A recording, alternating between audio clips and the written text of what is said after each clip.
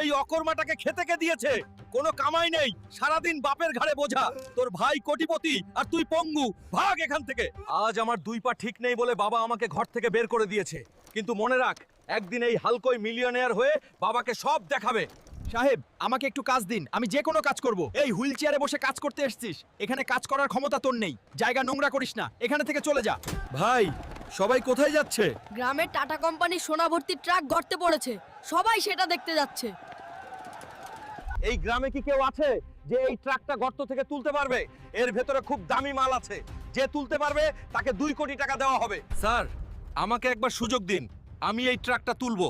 তুমি এই অবস্থায় ট্রাক তুলবে ভেবে কথা বলছো? হ্যাঁ স্যার, আমি তুলবো। বন্ধুরা, আমার তোমাদের শক্তি দরকার।